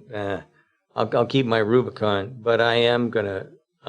Get a Cybertruck. Okay, so we've had people, that have driven the Rivian. I didn't get a chance, but I will be getting a chance soon. And I wanted to try that because the tank turn really did it for me. I like that idea. Get to the end of a cliff. Oh yeah, let's put that tank turn thing in and spin around and get out. Okay, I've been in a couple of situations where now I got a long backward drive and I'm really not happy about it. Spinning it around would be a great option. But I will tell you, my next off-road vehicle is either going to be something like the Rivian where I can do off-road and go fast and stuff like that, or it's going to be, do I want to go hunting? Because to me, for a real vehicle to do almost anything, a real sport vehicle to do anything, I think that I really like the Cybertruck. Okay, so I was not a fan of Tesla when the S came out. I couldn't care less about the X. I thought it was crap. I would never have bought the Model 3 if it wouldn't have been for Audi kind of sucking me in. And yes, you just go and buy it, and we will give you a purchase order. And then they bought their own and shipped it with their own airplane. They flew it away because I took too long. I didn't take too long. These guys, they're terrible build. And when I first started tearing apart the Model 3, I wasn't a happy camper. I thought it was junk. And then I got into it, and so they turned me around a little bit, and then we found out how much it really cost. If it would have been done in a real factory instead of whatever the tents and everything else that they do, that thing would have made money right from the get-go. And now that I've had a chance to look at the Y, and I've seen the improvements on that, plus the cost reductions. You're on board, huh? I'm very, very interested. How's that? What you need to do is get yourself a Twitter account and No. make sure that anytime anyone says anything slightly disparaging about Tesla, you jump down their throat. You can be a real Tesla fanboy. No, I don't think that's going to be happening. But I will tell you, we were talking about, big tires, off-roading capabilities, and on and on. Have a look at that thing. I mean, when they were pulling the F-150 around by its nose, or its tail, I should say, that thing's got 800 horsepower. 800. You know what? I'm a big fan of measuring things by horsepower. I don't care how many cylinders the engine's got. Yeah. I don't care much of anything. But I was definitely impressed. Now, that could all change if Jeep showed up with something that would maybe run silent or allow me to run silent. If you can give me a Wrangler e-Rubicon, I'll be there all day long. Because you know what? There's a PHEV that's been announced. So they are doing a PHEV. Yeah, okay. Well, you know what? Let's see what happens. I haven't seen it. I haven't heard anybody that rode it, driven it. I haven't seen a video. My experience base is 0, but I've seen plenty of stuff on the Cybertruck and the Rivian, and I've got one of our guys that just said he's going to dump his Trailhawk to buy a Rivian because he was that impressed, and this is a dyed-in-the-wool Jeep guy as well. So my guess is if he liked that, I'm probably going to like it. But I'm not going to buy anything until I find out what the Cybertruck looks like, and if there's a real, e-Jeep that's going to be out there, then I want to have a look at that too.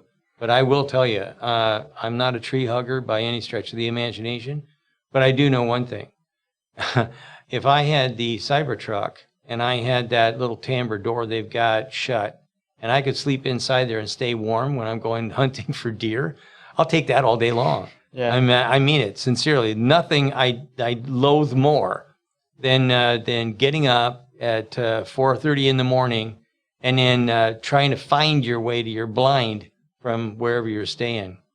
It's crap. But if I could drive there and just park next to the blind and get a fairly good night's sleep, and it takes like at least a half an hour, 45 minutes to get to the blind, just stay there for an extra 45 minutes of sleep and then get up, because you can't shoot anything until the sun comes up. So just get an extra 45 minutes of sleep or something, then get into the blind and get climatized and let the gun cool down and all that. I take that all day long. So you're just pointing out advantages of having a big battery, and you're able to keep your climate control without having idling your engine and absolutely CO problems there. Yeah. Well, no, you don't want to idle the engine. It scares everything away. Right. Oh, yeah, right. But at the end of the day, that thing, it doesn't make any noise, and it's not going to give off any smell. Right. Deer can smell everything, and I really don't want them to smell my car or my truck. I could do the same thing, bundle up and sleep in the back of the Jeep, but at the end of the day, they won't come near it. So for me, you wanted to discuss the possible electrified variant of Bronco. Yeah. So there is a PHEV Jeep coming. So I think it's 4x4E, 4E, 4XE. So they teased it. We can pull it up. Really? They teased it when the Bronco launched, along with the 392 concept. Which that's probably why I didn't see it because everything else got with swamped. The 392. Yeah. So that full size. Oh, wait a minute. You're wrong. I'm a liar. I did see this. So quiet it won't deserve nap time. Yeah. And I did see that. And it was so remarkable, I forgot. I mean, that's coming. So do we know anything about it? Do we know what horsepower it is? They have not released any details. I mean, because I have a little sticker in my office, and you're not gonna go again ever. But there's a little cartoon in my office that calls out the E-Jeep, and that's when that was in when what was there? Service owned them, right? So I got this little thing here and says, "Oh, we got an electric Jeep. It's just right around the corner." Yes, absolutely. You remember when they came out with that? There was a Lotus-based, whatever they called it, and then there was the plug-in minivan. Yep. And then there was the plug-in Wrangler. JK. Exactly right. What were those called? I don't know, but I got the little card in my office. Yes, those were imminent. Like they were supposed to come out like in 2010 or something. Oh no, it was 2010 because it was right after Service bought them. So let's see if I can't remember. There was the little yellow one, the yellow and black one. Yeah. The little Lotus-based one. They also had the P-Pod that came out as well. They were going to take that Golf or that gated community vehicle, and they were going to sell the daylights out of that as well. And that didn't happen either. So I hear lots of people talk. I kind of wait until I can get behind the wheel, and then I can make a decision. That's why I didn't climb in on this personally. I had one of those. It doesn't look retro enough for me because my windshield was straight up and down, I believe. And the I don't care what kind of wheel wells it's got, but to me it just doesn't do it for me. Sandy's not feeling the Bronco. That's fair. I mean, you've just left one for somebody else. What? If you didn't buy one, Right. someone else can. If you didn't buy one, someone else could. Yeah, that's true. I think now's a good time to look at a vehicle that I might be purchasing. The forward control. Yeah, the Jeep. Yeah. Let me just send you some pictures of it. Okay. Yeah. Let me pull up my email. And then So I mean, there is the 4x4 E's coming, and then they've been real like quiet about the details about the Bronco hybrid. So that one's coming too. A hybrid. I imagine since it's longitudinally based, it'll be similar to the F-150 or the Ford Explorer, which the Ford Explorer hybrid is like performance wise is pretty impressive, you know, for but its the price torque tag output. is as well. No, So it's every all time you expensive. got double the powertrain, I just kind of like lose interest. That's going to be something that I think is going to be one of those wrecks that's going to be on the side of the ocean of history, where, you know, that little short period of time where people went to hybrids and then said, "Oh, this is stupid," and just dropped it. Because when you start listening to Elon Musk talking about 400 miles between charges, if I drove 400 miles in a day, I'd be dead dog tired. I'd be looking for a nap. So I don't see that as being a big deal for me from a charging standpoint. And the same thing with the Rivian. Rivian had 300 and something miles between charges. I don't do that. I can't remember the last time I drove 300 miles without having to take a nap or Sure. at least eat something. were you saying that you think plugins are sort of a stopgap? Yeah, I think plugins are a stopgap. I am 100% on board with plugins. I think they make a lot of sense. Oh, wait a minute, plug-ins or hybrids? I said hybrids are going to be a stopgap. I mean plug-in hybrids. Okay, plug-in hybrids. Something with like 50 miles of range or whatever. I think they're great for a number of reasons. The cost being a big one, just trying to get people out of their fully ICE cars to a point where they're driving on fully electric power alone the vast majority of their commute time. Right. Like the investment thing, it's a big part. That's a big reason why I like it. The other one is from an environmental standpoint. If you're like in an ideal world, you have your battery sized exactly for your commute, right? Like you commute 50 miles a day. You know, you have a battery that's like, 50 miles of charge. That way you don't spend all these resources, with mining and making these giant battery packs that are being underutilized. So in that way, it seems like a plug-in kind of makes sense. You've got a small battery that does the majority of your, functions for the majority of your commute. Sure. You don't have to spend all these, resources and sort of the pollution that comes with making a giant battery pack. So I don't know. I kind of like plug-ins personally. I don't like them because there's just more things that can go wrong. The more you stick inside of a vehicle, the more likelihood something's going to fail. And especially when you're looking at two powertrains. I don't really get that at all. But I will tell you that when I was much younger and I had a Jeep, we took apart, I don't remember what year, but an old Jeep Wrangler. But this wasn't like a big one. This was not the extended range thing or the extended, whatever they called it in the old days when they stretched it and put in 2 extra doors. Yeah. This is like a short one. We pulled that out. We put some batteries in the backs where the back seat used to be, and we put in an alt start.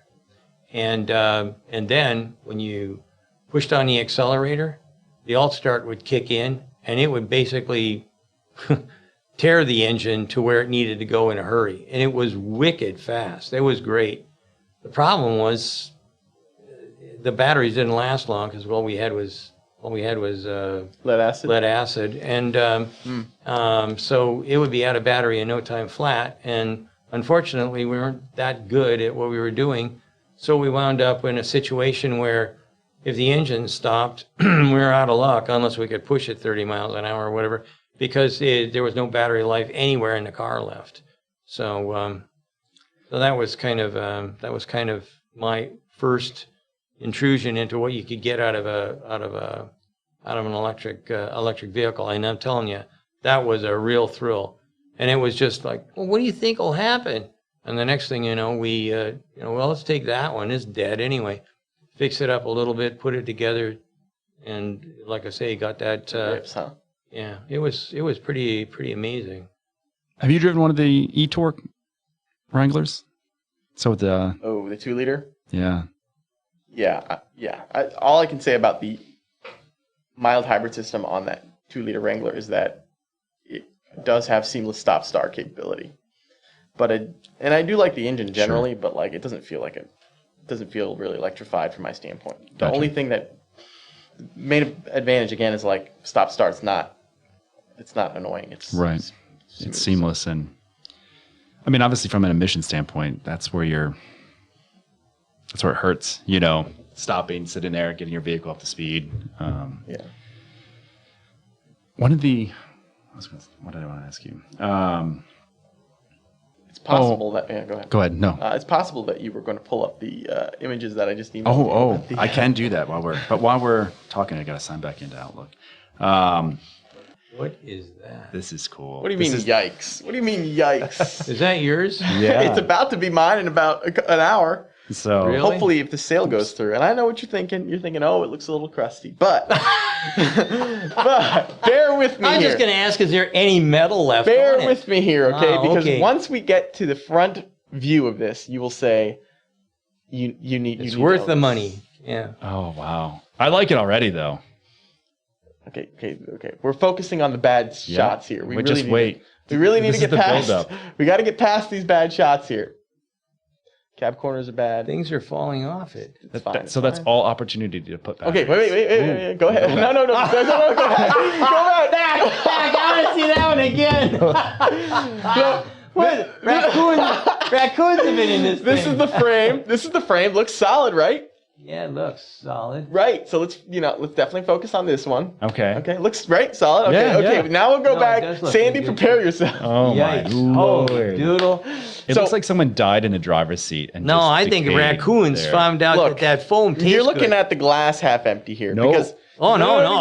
I'm thinking it's more than half empty. no, you're looking at it all wrong here. Because Ah. when I look at this, I look and I see there's a seat with actually springs in it. Yeah, Right. You know, absolutely. you have to realize that I drove 1,000 miles sitting on a gas tank with a trash bag filled with a $5 Walmart pillow for 1,000 miles.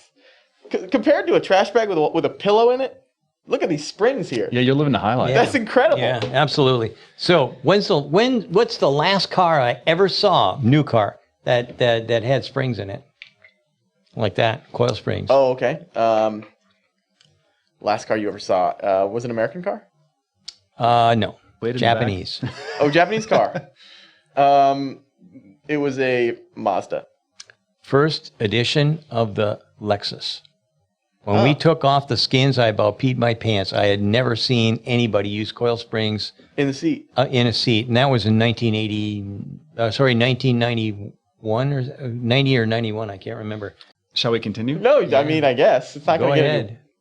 There's oil in the crankcase, so there's a That's a good positive. start. Well, that is a good idea.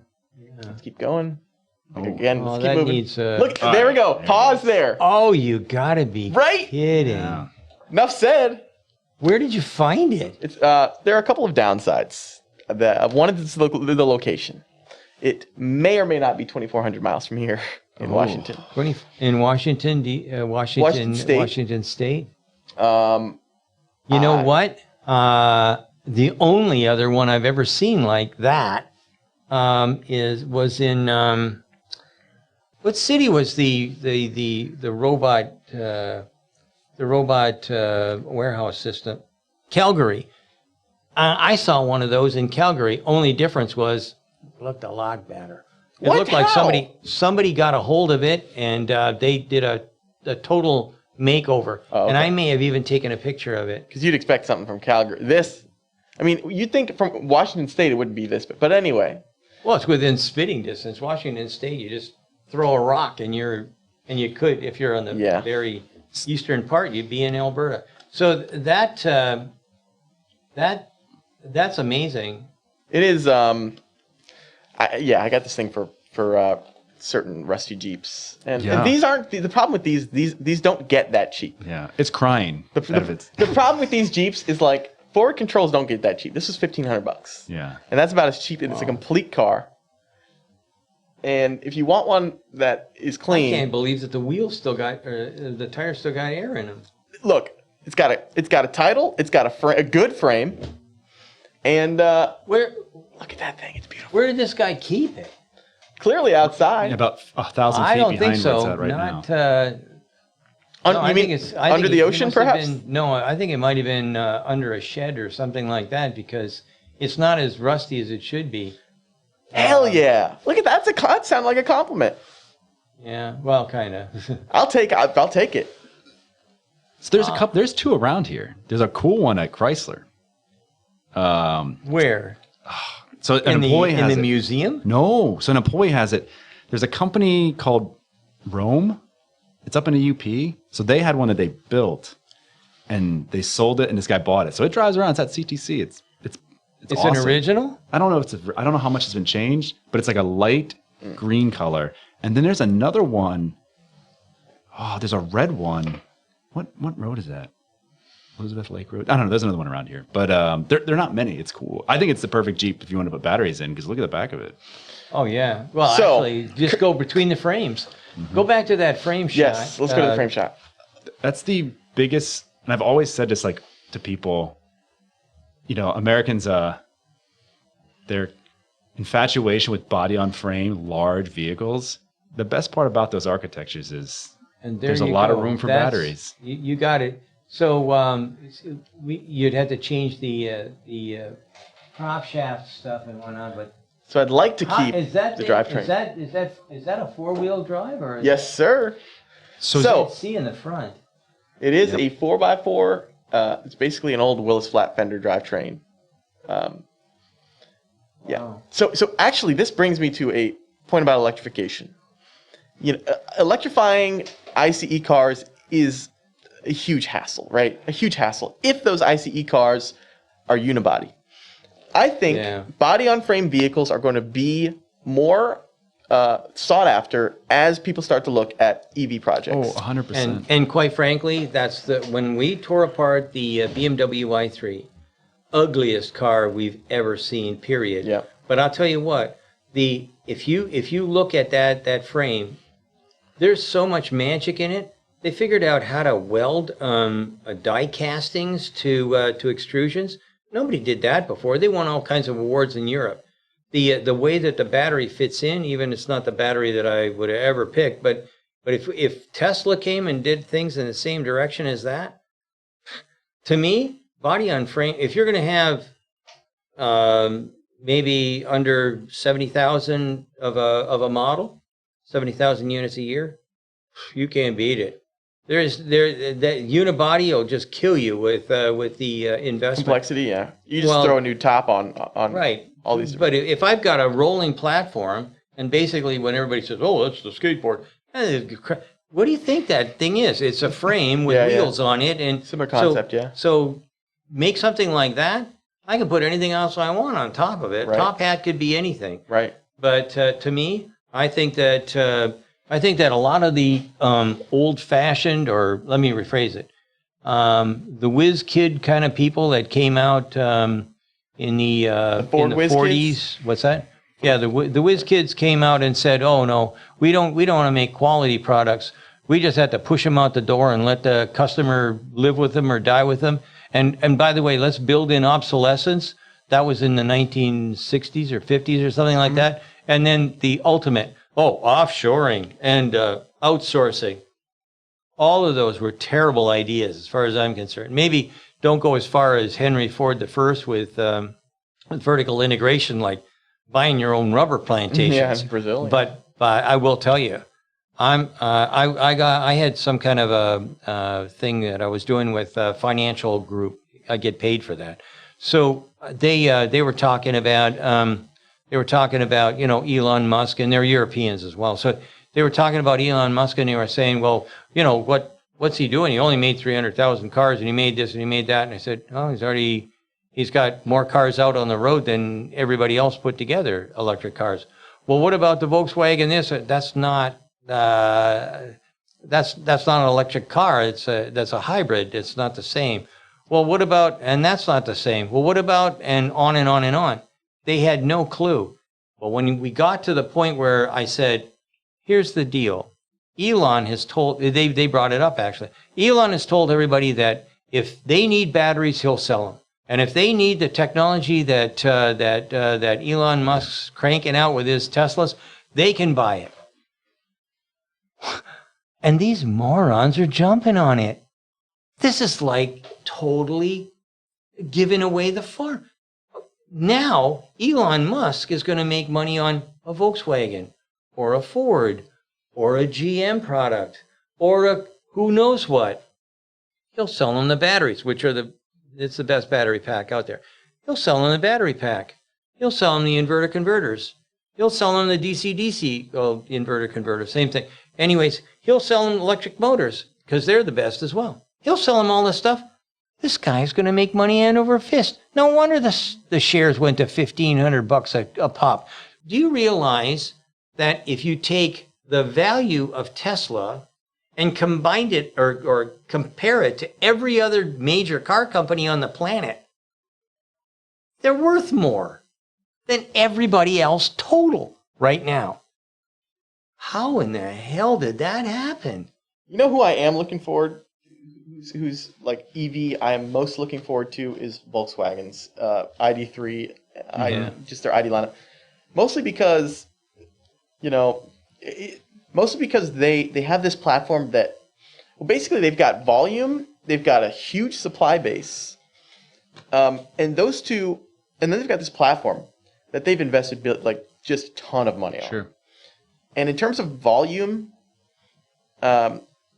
they have the capability of, I think, bringing EVs to the right price point and just bringing it to volume. Possibly, they could probably do it better than maybe anyone else. Volkswagen can, which is why their MEB platform to me is the most interesting sort of new EV development right now. If they were making their own batteries, I'd say I'd be right behind you. Oh yeah, But they're not. They got partners, yeah. So here's the thing. If I have to go and talk to somebody about my power source, my electric motors or my battery system, then I'm at a huge disadvantage. And people keep talking to me about, Tesla or this or this guy or that guy or whatnot. I always go back to the one thing that I really think is important. Blackberry. They were first in the market. They dominated the market. How did they lose? Because they didn't control what was going on inside. The profound knowledge went to another group of people. They went out to the folks at Foxconn, and it went away. And I think the same thing is true with anybody who isn't controlling electric motors, their inverters. The battery is the biggest thing, right? That's the biggest battery. expense. All these things. If they don't control that, then they're not going to control their destiny. And Elon Musk now is talking about buying a nickel mine, and he's talking about buying a lithium a mine. What? And he already said that he's going to get rid of cobalt.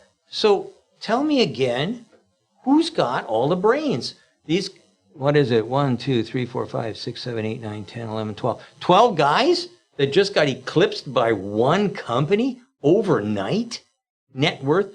Where are they going to come up with a plan? This is either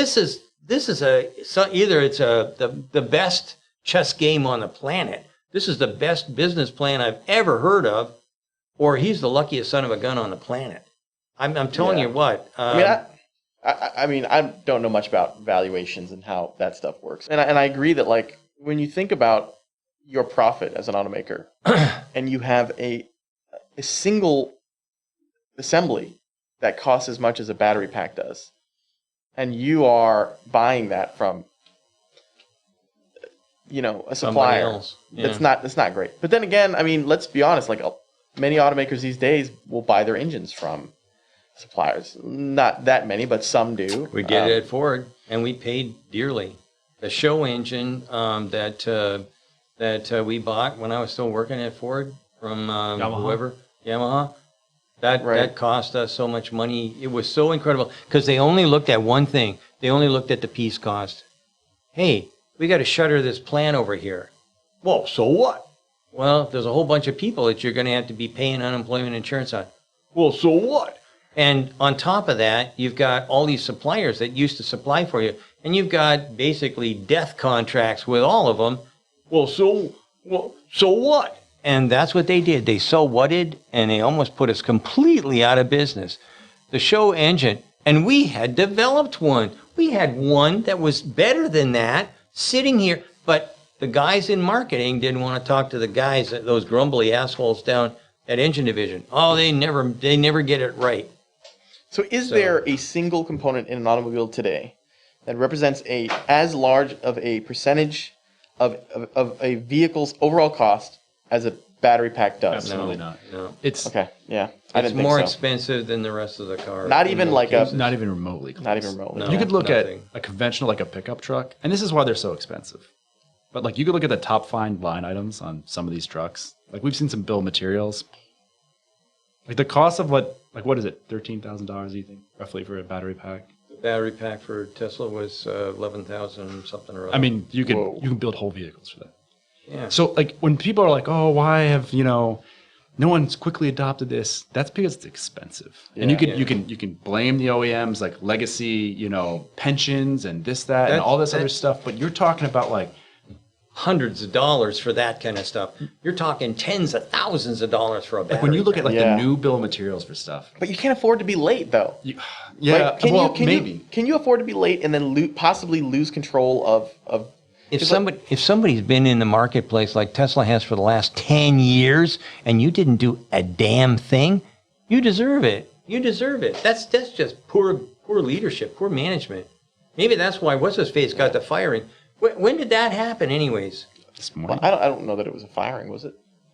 He's retiring October 1st. Well, we don't know what that means. let me Translate help it, you out. translate Yeah, this is something that I found out when I was working for Ford, and I moved up the It's ladder. called retiring, right? It's called retiring, because if you get fired, then there's legal crap that gets in the way, and anyway, the company winds up losing money. So you have been ostracized from the club, and the club is everybody from a 13 up, grade 13 up. That's the club. Once you're in the club for 5 years is what they like, then you're going to see a lot of benefits that you can't even put into round numbers. It's huge to be a 13 or above at Ford, or it was. When you get to the top and things don't go right, or you get on the wrong side of the Ford family, you're a goner. And it's kind of like, yeah, let's go up and have a snack up there in the VP lounge, and I'll get some paperwork here, and we'll just sign that and go on your way. And that's the way it works. It's a subtle push, is what you're saying. Yeah. Yes. I didn't think they would do it that quickly, but if you think about it, okay, they put this out. Well, this isn't. I mean, this is probably Mark Fields, right? What When you think of when this probably started? this? So who was in charge 5 years ago? They announced it in like 3 years ago, I want to say. No. It takes 5 years to get to this. Actually, it's really 7. It takes 2 years of lobbying to get it. Well, yeah, get but something execution going. would have been under Hackett, right? Like the actual engineer in the last I'm 3 not years. sure. I mean, they've been talking, and I don't No, have them in- Hackett's been only he's only been in charge of the company for Since 17. since 17. Really? Has it been that long? Okay. Well, in any case, I think they executed the Bronco beautifully. Yeah, so do I. I think agree. it was a very good attempt. I think that they'll probably get some folks to buy it. I mean, they sold I out mean, what you're- reservations to 2020, 2022. That all the reservations and gobbled up till 2022. So how many is that? I don't know. I don't know. I do know that Wrangler sells over 200,000 a year, so there's plenty of money to be made. And it's made on the Ranger line. Yes, T6 at So- Michigan Assembly. Michigan So Assembly. what's the Ranger Volume? Volume I think it's like 70,000 to like 100,000. 100,000. So they're figuring probably 50 grand on that. It's hard to know for 50,000 sure a year. because they launched it. At 150,000 a year, things start to change. Yep. And that's got so many different parts on it that the marriage line and things like that are going to be tough. That's one of the things I wanted to ask you about. So, did we have a little bit of time for you guys? Maybe 15 minutes. Yeah, fine. So, like the variations. So, I think there's a conversation here. Like, I don't think it's the Bronco will probably surpass the Jeep in many, many ways. You know, the 95th percentile of what customers want or what even they don't know they want. The Bronco's going to answer the mail on that and then take the places they never thought they could go in terms of even off-road or just enjoying it, whatever. You know, they're launching it with like a lot of accessories, but you know, we've benchmarked a lot of Fords, and you know, from a variation perspective, they have them in some of their higher trim levels, but I don't know, like when I look at the interior shots of, and let me pull these up, of the Bronco and what makes it to the production and what doesn't is, I guess we'll see.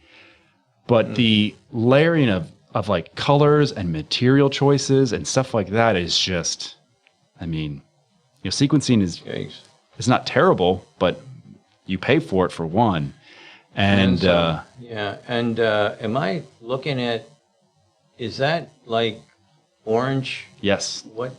and so there are pictures of that where they change colors. Some of these accent colors for like the grab handles and things of that nature are changing based off trim level. Like there it is again. So this is, I think, the launch edition. So you have white or like a light gray with red accents. I guess what I wanted to talk about is from a variation perspective, like even if this thing gobbles up Wrangler market share, what does Ford pay to dethrone the king? Big bucks. Bucks like you can't believe. I really do think that the Bronco is going to offer much more than the Wrangler can in a lot of ways, but holy cow. At what cost? Yeah. So here's the thing. That might be why Hackett's gone. If they put forward the business case and the Ford family didn't like it, you're going to be out in a heartbeat. And actually, there's a board of directors that's there's no candy asses in that either. And I remember when the Bronco, the first Bronco, got ditched for a lot of reasons. But I can remember I'm not 100% sure, but I get my hair, or used to get my hair cut at the same place as Red Poling, and we knew each other when I was at Ford. And I think he said something along the lines, "We'll never do that again. We'll never have a Bronco again, or that's dead and done." I can't remember who it was. It might have been him. But anyways, it doesn't matter. Somebody told me that they didn't want to bring the Bronco back because, what for? They didn't make money on it. Jeep owned that part of the market, and why don't we just have an Explorer and call it a day? So I can guarantee you that you're looking at billions of dollars that are $1 billion anyways that have been sunk into something like that, and it won't see. It's not going to see profit for a while. I mean, and I granted, we don't know what we're looking at as far as options and trim levels. You know, Ford, they packaged content, you know, if you want this, you got to buy all of this along with it. You know, they've gotten rid of a lot of complexity in some of those regards, and you can tell in like some of their wiring harness strategies and things of that nature of how they bucket content to get good buying options. I know it's something that we've talked with at length, you know, when discussing Ford and some of our clients and stuff like that. But it seemed like a departure, an interesting departure. So, you know, we often advocate for, you know, simplifying things and things of that nature. And then this seems like from an interior perspective, I guess if you can charge for it, Maybe it'll be a first model year only, and they're just showing it just to get the buzz up, and then decontent. Then decontent. Yeah. so Yeah, I'm looking at this right now, and I'm staring at those little silver things. Are they pop rivets? I hope not. But no, they're hex head. No, Yeah, they're not. they're a hex head. Yeah, torque. Screws. But anything that has Torx head or hex head bolts in the Bronco is an accessory that Ford will sell you. Like it's almost like it is showing you that something there they are providing. So I don't know. There's that whole business case from like the accessory perspective that, you know, if you control all that, Well, there might be a lot of money in that as If well. you if you can put a feature in and make a ton of money on it, then great stuff. Good on you. But at the end of the day, it kills the guys on the floor. And when you were before I saw that, we were talking about volumes and stuff like that, and I said, well, if they're making 100,000 of the Rangers, and then they add this, maybe 50,000 or so. But really and truly, that's going to be hard. If you've got trim levels that sometimes you got orange and sometimes you got pink or whatever, and you're sending that down the line, yeah, we sequence them and you bring them to the line that way, but somewhere else there's just a nut house of people trying to put everything into those sequences. And those are big parts. You're not going to be, you're not getting an hour's worth of production on that line, that's for sure. So that's not what I was expecting to see. I was surprised when I saw the different razzle dazzle that they put in the Wrangler. This is definitely a step change. Actually, that looks better on the inside than the outside. Yeah. And, obviously the Ram has done very well, like in its segment. And I think the interior content, and you spoke to it a little bit early. I mean, there's money there. There is, FCA is spending money on that vehicle, Yeah, for right. sure. Definitely in comparison to the F-150 and Well, I think it's the paid off situation for them. I mean, they beat GM. Right. Are they going to beat the 150? Hell no. They're not going to eclipse the 150. But General Motors might either lick their wounds and say, well, let's do something else, or they're going to have to go back and pump more cash into the Silverado to try and compete. Actually, I really don't understand why some of the Japanese and Koreans are still in the pickup truck market. They make so few, and they get such bad reviews. I would say, call it a day. Sometimes it's just better to walk away. Sure. And that may be what should happen. Speaking of which, I'm about to walk away myself. Yeah, me too. Thanks a lot. I mean, Yeah. I will tell you that on behalf of my guest and myself, we're very disappointed in one thing. I thought there was going to be a lunch served, did you?